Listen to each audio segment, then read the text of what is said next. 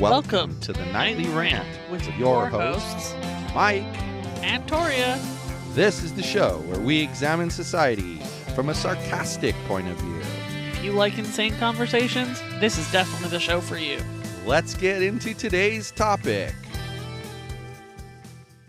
YPN people, I don't know about you, but I love helping out a friend. That's why I want to shout out my friend Brian Little and his podcast, Your Favorite Blockhead. This is the only show that manages to weave together peanuts and MMA into one heck of an amazing podcast. You can find Your Favorite Blockhead wherever your favorite podcasts reside and at yourfavoriteblockhead.com. Do me a huge favor and listen to Brian's show. You'll be entertained and you'll help out a friend. Now, as I said, let's get into today's topic. Was it you who told me that today is National Barbecue Day? National Barbecue Day. Why is today the day we didn't smoke the pork butt? Because it would have taken all day like it did Saturday. Yeah. Was it Saturday that we did it or Sunday? Sunday. Yeah. It took us 14 hours to smoke a pork butt for anybody who's listening. It took way too long. We were very hungry. We had issues. But that's, interesting that it'd be that day. Normally we would talk a lot about that. But we have a guest today. We have Phyllis Levitt. She's a psychotherapist of over 30 years. She's really excited to share with everyone her new book called America in Therapy, in which she discusses in detail the urgent need to apply nationally all we have learned in the field of psychology about how to heal our most destructive and divisive human relations at this critical time in our country. So welcome, Phyllis. Well, thank you so much for having me. It's just, a real pleasure to be here talking with you both. Yeah, we appreciate you being here and taking the time to be here. Very much so. So I was wondering, your book intrigues me, the title especially, and, the brief premise that you give. So could you explain maybe in more detail the premise of your book, America in Therapy? Yeah, the basic premise comes out of my long experience being a psychotherapist and particularly trained in family therapy dynamics. And my understanding, which, many people have today, that your best opportunity to understand the individual is to understand the family dynamics in which they were conditioned, the things they were taught to believe, the behaviors that were modeled for them, the ways people coped with conflict, that kind of thing. And so, and years of experience have shown me that even when you're working with an individual, you're really looking at the family they came from if you're going to do any kind of really effective work. We're not islands. We don't just get born messed up, we don't. And I think family therapy has contributed a lot to that understanding. And it was just a really natural leap for me to see that groups and institutions and our government and our leaders are part of a family of America. And that's how I look at America today, that we're a large family, because you can apply the dynamics of family therapy and the understanding of family systems to any grouping of people. And I don't know about you, but I've had many clients, for instance, who have come to therapy and talked about their workplace as actually mirroring their family dynamic, and they find themselves in the same role that they were when they grew up. And so I took that lens of family therapy, and it was a no-brainer for me to just see that our country operates on these same dynamics, and what hurts people in individual families are the same things that hurt people on a national or local state level. And that healthy family dynamics produce people who cope well, healthy family dynamics. And again, given that none of us are perfect, nobody does parenting perfectly, nobody does partnering perfectly, but in let's just say a relatively healthy family system, people are committed to working it out. They're committed to nonviolence, to not hitting, to not slamming doors, to not assaulting one's body or heart or mind. And again, we might have lapses of anger, but the commitment is to come back to a healthy, healing, reconnected relationship. And so the premise of my book is really to say we know a lot in the field of psychotherapy about how to help heal relations that are broken. People come to therapy because they're hurting, because their marriages are failing, because they're having a hard time parenting, or their kids are out of control, or they're having depression or anxiety or substance abuse issues. People come to therapy because they're in pain.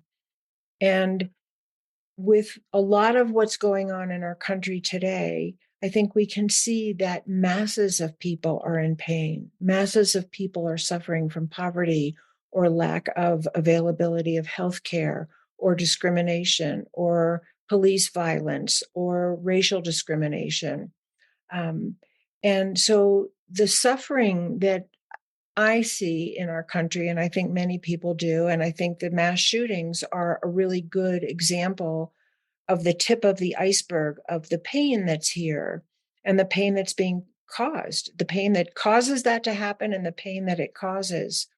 Um, that we know so much in the field of psychotherapy and psychology about how to interrupt the cycle of violence and how to help people. And again, with no perfection espoused here or even the goal, we know how to help people come back together. We know how to help people listen deeply. We know how to help people regain a feeling of self-respect and self-control so that they are more relational and they can heal some of the most hurting family dynamics. And I want to see that brought to our country. I feel, like so many people, feel the pain of what's going on here for so many people so deeply, and feel that we know a lot of what can be done. And I'd love to see it applied on a national level, to have that actually be a national agenda, that instead of who's going to win, how are we all going to come back together and care about each other? And I don't think that's a pie in the sky idea. I think that we are very bright, we are very smart, we are very creative, and with the right motivation, we could apply the same intense resources and technologies of the best psychotherapy to heal our country if we want to. So we are, as we talked about, we recently had a milestone on this show of 500 episodes. Right. And when we first started this show, and for a very long time, we used to say that what we learned from the show, because our show, we tend to examine things that go on around us, things in life. Like one of our funniest episodes was a neighbor who was throwing a trash bag into a trash can and it exploded everywhere. And it's been one of our most popular episodes. I think we've talked about the dynamics of the people of Costco at least 12 times. Yeah. And I mean, like we've always made this statement. And I've kind of changed my mind on this statement currently, but we used to make this statement that, people are stupid. And it's not that people are stupid. I personally think people can be annoying.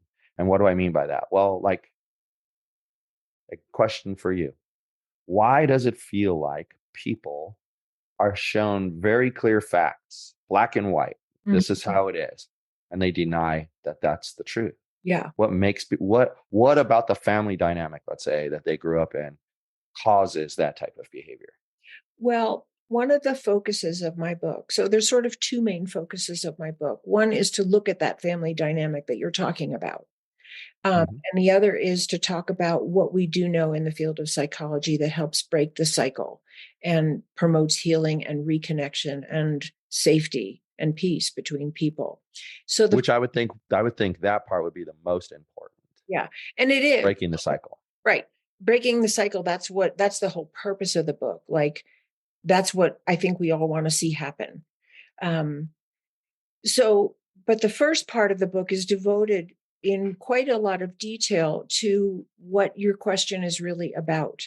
And so how I would say that is the first part of my book really examines closely what I've learned as a therapist, and I know that I'm not alone in this, what the dynamics of an abusive family or a dysfunctional family are. because one of the factors, and there's several, and I really try to outline them, and I give examples from client stories, really try to make my book something that anyone can read and understand. It's not a psychological journal. It's not an academic book. It's really for the layman. It's for all of us, because that's what I want. I want the understanding to be available to the man on the street who has no psychological experience. So one of the dynamics in an abusive or a dysfunctional family is denial. This isn't really happening, or it isn't that bad, or you're not allowed to talk about it because worse things will happen to you if you tell people.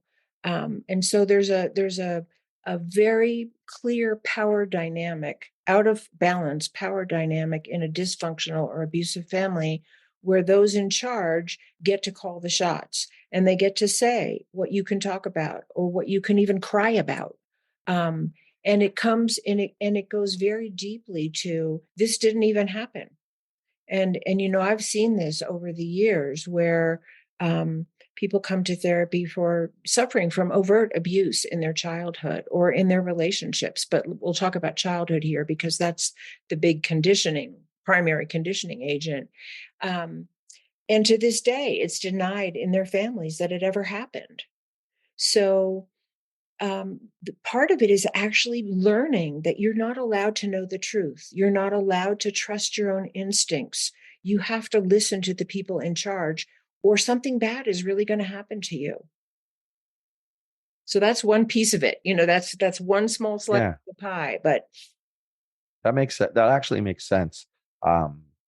Because when I think about that, if you're just continually taught that what you saw in front of your own two eyes, we're not allowed to talk about that. It didn't happen. Pretend it never happened. That kind of thing. Eventually, you'll accept that in almost any arena in life, right. Work, whatever, and you don't live in a state of reality at that point. It's That's exactly sort of sad. right. That's exactly right. And I'm like rampant in our country. Yeah, it really is. I mean, I see it. I see it on social media all the time. I was actually just telling Toria today that, my last name is Mahoney, and someone on social media called me Michael Baloney, and I just laughed and I said back to them, "Congratulations! Like, you just reminded me of a kindergarten insult, and I'm 58 years old. But good for you, I go and I don't think it had the intended effect. It actually made me laugh, But back to the topic here. So you mentioned elements plural, like elements to healing. What are those? Yeah. Well, for one thing, and it's some of them, I call this, the answers lying hidden in plain sight, because there's nothing esoteric about what I'm going to say or what we've learned in the field of psychology. It's more that there's a reason why people don't want to apply it, because it doesn't feed the dysfunctional dynamics that some people gain from. But so one of the things is, let's just start like at the beginning. Let's just talk about a couple, because, we're talking about discourse. We're talking about people trying to work it out with each other, because that's what my hope is for our country, that we will come to our senses and sit down and really try to work our differences out, instead of targeting certain populations and blaming them for our problems. But often when a couple comes to therapy, that's exactly where they're at. They're blaming each other for whatever has gone wrong. And so that's kind of the starting point. That's kind of human nature. That's a way most of us grew up, actually, was to blame somebody else and focus on what we want other people to do, rather than focus on our own part in the play. But one of the essentials is it has to be safe. So when a couple comes to therapy, nobody comes in holding a gun to the other person's head, or even threatening to hit them, or, do some harm to them, take them to the cleaners or whatever, because that destroys the safety that you need to actually work out human relations. Who would share if that was the case? Yeah, they wouldn't. Yeah. And so one of the basic elements of the best psychotherapy, and any kind of even mediation, any kind of healing practice, is safety. And safety happens on a lot of levels. So one, of course, is that you don't threaten and you don't bring guns, and that's first. But if we were, I'm going to jump out real quick and then jump back. So what does that mean for our country? What does that mean? We're holding guns to each other's heads and expecting to work out our problems. Right? And the more we do it, the more divided the nation becomes. Right. And the more violence we see, the more violence we see. So that's one principle. Another principle of what really makes it safe. And this is something you really have to learn over years of being a therapist. And there are also people out in the world who aren't therapists who do this really, really well. So you don't have to be a psychotherapist to do any of the things that I'm saying. But one of them is that you create an environment of non-judgment. So it's not like somebody sits there and they say, my father beat me and he told me that I was really stupid. And like, you just listen deeply. You don't judge. You just listen, because the next thing the person might be going to say is, and I hit my kids and I wish I didn't. So you have to make it safe for them to talk about any of us. It's not them, it's us. It's you and me and, everybody, because we all have places in our lives where I'm sure we wish we could do it differently, because our conditioning taught us to be judgmental or closed or, unkind or ungenerous or whatever. But so you make it safe by creating an atmosphere of non-judgment. And then you help the people that you're working with do that for each other. We teach people nonviolent communication skills. There's one model that I learned early on, and there's many models, but this one was called relationship enhancement therapy. And it was really good with teaching people to just reflect back what they hear the other person say, rather than jump in and counter it right away, because that's pretty much our human nature. And that's pretty much what we've been taught, is like, well, I don't agree with that, and I'll tell you why. And you better, agree with me because I'm right and you're wrong. And I'm right and you're wrong is pretty much the foundation of what doesn't work. Everybody always puts their walls up as soon as you go there. And then nobody's going to talk about anything. Entirely right. And so in therapy, we really help people slow down, take it apart. One of the beautiful things that I learned in terms of working with couples, and I forget now where I learned it, but starting the session by saying something like, okay, I want you to imagine a bridge that goes between the two of you. And when you're the listener, it's your job to cross over the bridge and really try to enter the other person's world and their reality. And when it's your turn to talk, your partner's job is to cross over the bridge and try to enter your reality. Because one of the fundamentals that I think we're so missing, and it has such terrible effects on a national level, is we all want to be heard. Everyone wants to be heard, but we haven't learned how to listen to other people the way we want to be heard. We just want to be heard. And so that's one of the fundamental ways of making it safe, actually. The therapist listens to you the best they can, the way you want to be heard. And we help people listen to each other the way they want to be heard, and find something.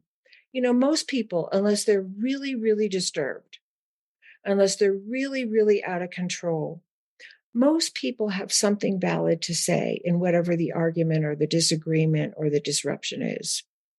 And we help people try to find that. And what if we had people in Congress, mediators or facilitators, actually facilitating that kind of conversation between opposing parties, teaching people respect and how to listen to each other and make it safe, because that's how something would actually get worked out. Yeah, It's the only way. I learned a while back, probably a decade ago now, that words like always or never Right. Are bad words to use in a disagreement, because what happens is you use those words and then you're responsible for that other person now no longer listening to what you're saying. Right. Instead, if you say, look, you always do X, they're thinking, well, I'm gonna find a time when I didn't do X, and I'm gonna bring that up right now. Let me Right. tell And you if about you these say, 6 times. and if you say Right. you never, like if you say you Totally never true. do the dishes, then the next thing they're thinking is, yes, I did. I did the dishes on Saturday night. And Right. that's what they're going to come back with. They're not going to pay any more attention to anything you say. And so I think it also is the responsibility of the speaker to make sure that, and I think you addressed this when you said communicate in a way that the It's other going to person is be comfortable her. with. Right. You need to make sure you don't use, because always and never are trigger words for me, but Right. there could be other trigger words for people that you just have to know and pay attention to. And especially in a close, like, marital type relationship, you get to know that person and you know what to say and what not to say. So I think that's a thing that if we were to do that in society as a whole, um, all too often people in society will assign a belief to you and then argue Right. against that belief. But you're like, I don't understand. I didn't believe that. And then the other thing they'll do is assume things about you based off the fact that you disagree with them. I mean, like a good one is, which do you like better, apples or oranges? Oh, I like apples. So you hate oranges? I did. It could be 99% apples, Yeah. 98.9% oranges. We could be right there, but they want to argue with you. So I think that's the listening Right. when you're supposed to, and not speaking, and then speaking appropriately when you're supposed to. I think that's a really big tip. Yeah. And I think you actually touched on an even bigger issue. And I totally agree with you, everything you said. But what you touched on is the big issue is being responsible for yourself. Most people come to therapy wanting to hold the other person responsible. And while they probably do have some responsibility if they were raging or, locking themselves out of the house or whatever, um, what we have found over years, and you've probably found this in your own relationship, when does it work best? When you take responsibility for your own behavior, for the things that you've said. Maybe it requires making amends. Maybe it's like, I'm sorry, I was really irritable that day and I snapped at you, and I'm sorry. Um, and those are the couples, for instance, that do the best. The couples that do the best are not the finger pointers. The couples that do the best are the people who actually take responsibility for their own behavior. And a really good metaphor for that is, if you're dancing with a partner, if you change your step, they have to change theirs. They may leave you, and that may be the outcome. That may be But how they change the steps. that may be how they change the step. But if there's enough of a bond and enough of a commitment to actually come back together and have a better relationship, then the other person will change their step too. And you've probably seen that. I mean, we've all seen that in our marriages, right? You soften, you take responsibility for something, and your partner's right there, because that's what we all want.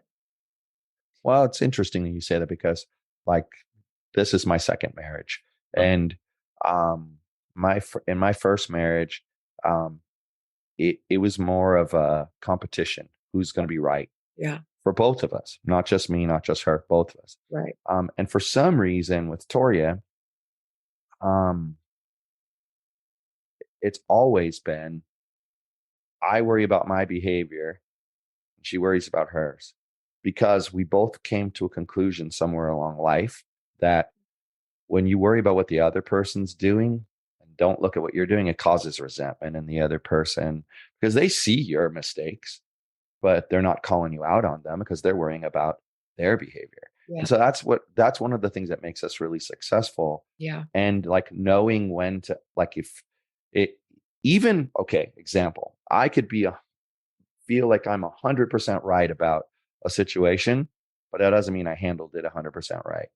And so if I handle something incorrectly or in a way that, may have offended her, I make amends for that. Even, it could be as simple as 1 + 1 is 2. And she says, no, it's 3. Well, I know it's 2. But if I raised my voice, I yeah. need to apologize for that. And I think that shows the other person you respect them as a human being. You are so right on. I mean, you really are so right on. And those are exactly the kinds of understandings and commitments and behaviors that we need on a national level to actually save ourselves. I mean, I think our country is in crisis. There are so many hurting people, The poverty level for children has gone up. There's so much racial divide. People don't feel safe sending their kids to elementary school. How can you?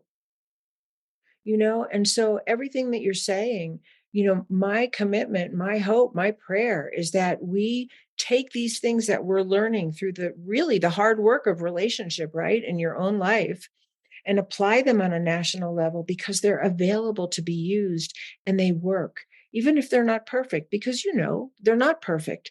But you come back and you say, I'm sorry. You take responsibility. And what if we had, that as a commitment on a local, on a state, on a national, on a government level?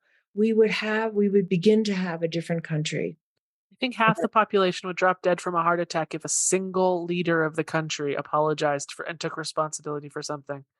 Like, I know. we'd be And shocked. what a role But yet, model for our children. What Right. a role model exactly. for our children.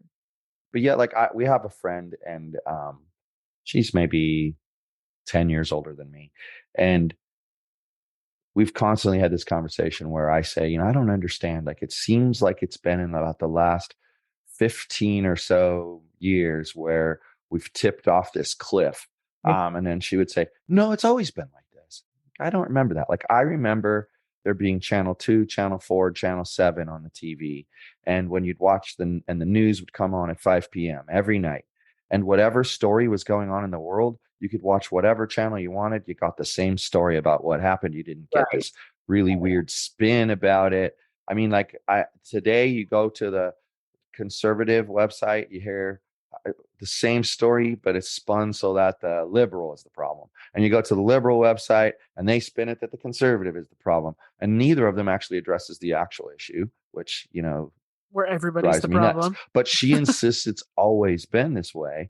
And your commentary tells me that that's not true, because I mean, if it's like a mental illness type of thing, It is. it's grown and gotten worse and gotten worse and gotten worse because we've not treated the issue at all. And it's, I mean, a big problem is, like, I crack up about the news media, the people will say, oh, look at what Fox News said. Oh my God. But then look at what CNN said. And then someone will point out the problems with what CNN said and try to defend what Fox said. And it's like, my gosh, guys, can't you both see that, like, there's actually a true story in there, Right. and neither one of those two is telling it to you? Right. I mean, and you have to, but we used to get that, and we don't get that anymore. And what you're saying makes sense, because it would be like, it's like a cancer, right? It starts out and then it just grows and gets worse and worse and worse. And I think I think you're right. I think it's going to take a really principled leader to do that. But what I get scared of, and I mean, not to get political, but like, I thought Obama was going to be that guy that was going to step up. And instead, I think he actually made the divide worse. So, I mean, and that's with 2020 hindsight. That's not even what I was thinking at the time. Yeah. It's looking back at it now, what the cause of things were. And I just think that I would actually challenge it to go even further. Like you said, local, state, country, how about whole world, globally, because we're a mess. No, absolutely. And actually, everything I say really is global in its import. I only talk about America because this is the country I live in, and I'm speaking to America, but it really is a global conversation, and what's happening in America is happening all over the world. So absolutely, we need to come together as a globe. Actually, if we're going to survive, I think if the human race is going to make it. Just like, an abuser or a violent, out of control person in a family has the power to murder someone, or, seriously harm them, but sometimes murder them. And as countries, with our nuclear weapons and the way we use chemical additives, we have the power to destroy, and we already are, so much life on this planet. So yeah, I think we're standing on a ledge. And what I often say is, what brings people to therapy is pain. Something is really not working and is causing so much pain in their life that they're willing to ask for help, even if they don't want to. And my hope is that we can feel our pain enough not to torture ourselves, but to actually ask for a different kind of help for our country, because what we're doing isn't working. We're just doing more of the same that's not working. Yeah. And at what point? At what point are we at the point of no return as well? That kind of worries me. That's the scary part. And that's actually part of the motivation for my book is like, come on, folks, let's do it now. But I do want to highlight, before we're done, I want to highlight something that you said, because what you said is that this is kind of like a mental illness. And that actually is one of the foundations of my book, that we're suffering from mass mental illness. Mentally healthy people don't starve others. They don't bomb people. They don't kill children in their apartment buildings, with bombs. Mentally healthy people don't do these things. Mentally healthy people don't hate somebody because of the color of their skin or the religious garb they're wearing. So these are signs of mass mental illness that we're actually being conditioned to believe are political ideological issues, but they're not. Politics has co-opted, some very mentally ill behaviors and points of view and references toward people, projections onto people. Does that make sense to you guys? For sure. Sure does. Yeah. I like to tell people all the time that I think that mental illness overall is the biggest problem facing this country now. And you see anything in the news at all, and you can tie it back. That's right. That's right. Yeah. That's really right. So where can our listeners find you to learn a little bit more about you? Oh, thank you so much. I have a website. It's www.phyllislevitt.com. I'm on Facebook and Instagram and LinkedIn and YouTube. I just started a TikTok channel, but there's probably not much on there yet. And Twitter. I think those are the main ones that I'm on. And my book is not in print yet, but it will be. And it's called America in Therapy. And please look out for it. And anyone who's interested in knowing exactly when it comes out, please go onto my website and leave your email address in the little caption there. And you can get my newsletters and any news about, when the book will actually be out.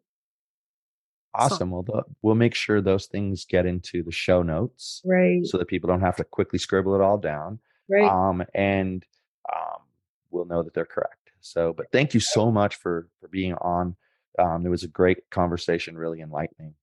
Thank you so much. You're a great podcast host, and it was really wonderful to be able to have this opportunity to share with you. Thank you again. Well, I second that. It's been awesome having you here, and good night, everyone. Hasta the bye-bye. Thank you for listening to the Nightly Rant. If you enjoyed the show, please give us a 5-star rating on Apple Podcasts or Google Play. If you didn't enjoy the show, please just ignore that previous request for a rating. This has been a Yogi's Podcast Network production.